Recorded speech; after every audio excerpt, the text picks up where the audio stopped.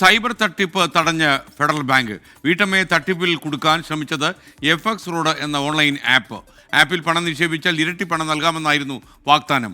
Bank അധികൃതർ cyber പോലീസിനെ വിവരമറിയിച്ച് നടത്തിയ ഇടപെടലിൽ വീട്ടമ്മയെ സംരക്ഷിക്കാൻ കഴിഞ്ഞ ചെറിയ കാര്യമല്ല. 16 ലക്ഷം രൂപയാണ് നഷ്ടപ്പെടാതെ സൂക്ഷിച്ചത്. പന്തളം ബ്രാഞ്ചിൽ കഴിഞ്ഞ ഏപ്രിൽ 2 ഏകദേശം ഒരു 4 മണിയോടുകൂടി ഒരു 50 വയസ്സ് പ്രായം തോന്നിക്കുന്ന ഒരു സ്ത്രീ ഫണ്ട് ട്രാൻസ്ഫറിനായിട്ട് വന്നു. ഒരു 16 lakhs ഫണ്ട് ട്രാൻസ്ഫർ ചെയ്യണമെന്ന് ആവശ്യപ്പെട്ടു. ഈ 16 lakhs എന്ന് കേട്ടപ്പോൾ തന്നെ എങ്ങോട്ടാണ് ട്രാൻസ്ഫർ ചെയ്യുന്നത് പർപ്പസ് ചോദിച്ചപ്പോൾ തന്നെ അവർ പറഞ്ഞു ഒരു ഓൺലൈൻ ഇൻവെസ്റ്റ്മെന്റ് പ്ലാറ്റ്ഫോമിലോട്ട് അയക്കാനാണെന്ന് പാർട്ടി പറഞ്ഞു. ഇത് കേട്ടപ്പോൾ നമ്മുടെ പ്രിയോറിറ്റി റിലേഷൻഷിപ്പ് മാനേജർ സംശയം തോന്നി പുള്ളിക്കാരിക്ക്. ഏത് പ്ലാറ്റ്ഫോം എന്ന് അന്വേഷിച്ചപ്പോൾ അവരൊരു പേര് പറഞ്ഞു. നമ്മൾ പാർട്ടിയെ പറഞ്ഞ് ഒന്ന് കൺവിൻസ് ചെയ്യാൻ ശ്രമിച്ചു. മാഡം ഇത് അന്വേഷിച്ചപ്പോൾ ഒരു നല്ല പ്ലാറ്റ്ഫോം അല്ല, നിങ്ങൾ ഫണ്ട് ട്രാൻസ്ഫർ ചെയ്യേണ്ടതെന്ന് പറഞ്ഞിട്ട് അവർ കൺവിൻസ് ആയില്ല. അവർ അഡമൻ്റായിട്ട് തന്നെ ഫണ്ട് ട്രാൻസ്ഫർ ചെയ്യണം, റിക്വയർമെൻറ്റ് ഫുൾഫിൽ ചെയ്യണം തന്നെ പറഞ്ഞു. അങ്ങനെ ഞങ്ങൾ ഡയറക്റ്റായിട്ട് പോലീസ് കംപ്ലയിൻറ്റ് ചെയ്തു. 16 lakhോളം ഒരു എമൗണ്ട് അവരുടെ അക്കൗണ്ടിൽ നിന്ന് പോകാൻ നമ്മൾ രക്ഷപ്പെടുത്തി. YS അഭിനന്ദ് കൊച്ചിയിൽ നിന്ന് ബാക്കി വിവരങ്ങൾ നൽകും. അഭിനന്ദ്, പ്രൈം ടൈമിലേക്ക് സ്വാഗതം. പറയൂ, യഥാർത്ഥത്തിൽ ഈ ബാങ്ക് ഇത് അപകടം പിടിച്ചൊരു ഓൺലൈനാണ് അല്ലെങ്കിൽ ആപ്പാണ് എന്ന് പറയുമ്പോഴും ഇല്ല ഞാൻ ട്രാൻസ്ഫർ ചെയ്തേ പോകും, എൻ്റെ പൈസ പോക്കി അടങ്ങൂ എന്ന് പറയുന്ന ആൾക്കാർ ഈ നാട്ടിലുണ്ടോ?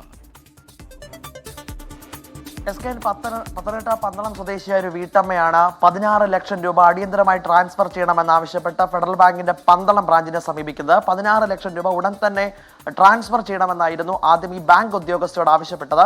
ബാങ്ക് ഉദ്യോഗസ്ഥർക്ക് എന്തോ പന്തികേട് തോന്നി വീണ്ടും വീട്ടമ്മയുടെ വിവരങ്ങൾ ആരാഞ്ഞപ്പോഴാണ് താൻ 20 ലക്ഷം രൂപ നേരത്തെ ഒരു ഓൺലൈൻ പ്ലാറ്റ്ഫോമിലേക്ക് ട്രാൻസ്ഫർ ചെയ്തിട്ടുണ്ട്, 16 ലക്ഷം രൂപയും കൂടെ ട്രാൻസ്ഫർ ചെയ്താൽ 36 ലക്ഷമാകും, അങ്ങനെ 72 ലക്ഷം രൂപ തനിക്ക് ലഭിക്കുമെന്നായിരുന്നു ബാങ്ക് ഉദ്യോഗസ്ഥർ നൽകിയ വിശദീകരണം.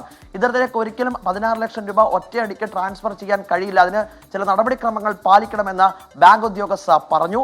പിന്നീടാണ് ഈ ഓൺലൈൻ ആപ്പിനെ പറ്റി കൃത്യമായി പഠിക്കുവാൻ വേണ്ടിയിട്ട് ഈ ബാങ്ക് ഉദ്യോഗസ്ഥർ തീരുമാനിക്കുന്നത്. അങ്ങനെ എഫ്എക്സ് റോഡ് എന്ന ആപ്പിലൂടെയാണ് താൻ പണം ട്രാൻസ്ഫർ ചെയ്തെന്ന് വീട്ടമ്മ ബാങ്ക് ഉദ്യോഗസ്ഥരോട് വ്യക്തമാക്കി. ഫേസ്ബുക്കിലൂടെയാണ് ഈ എഫ്എക്സ് റോഡ് എന്ന ആപ്പിനെ പറ്റി ഈ വീട്ടമ്മ അറിഞ്ഞത്.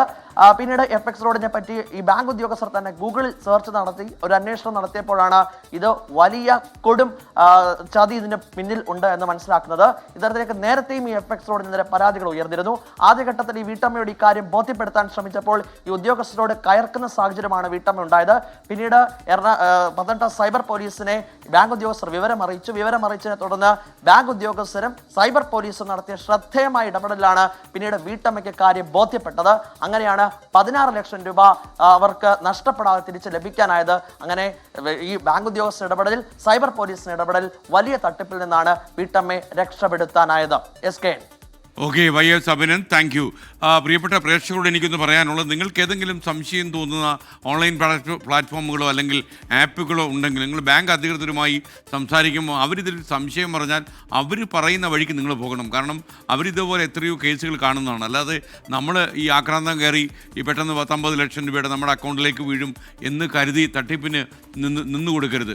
ഏറ്റവും നന്നായിട്ട് നിങ്ങൾ കൺസൾട്ട് ചെയ്യാൻ പറ്റിയ ആൾക്കാരാണ് ഈ ഷെഡ്യൂൾഡ് ബാങ്കുകളും അതുപോലെ നാഷണലൈസ്ഡ് ബാങ്കുകളിലുള്ള ആളുകൾ. ഉന്നത പദവിയിലിരിക്കുന്ന മാനേജേഴ്സൊക്കെ അവിടെ ഉണ്ടാവുമല്ലോ, അവരോട് ചോദിക്കണം.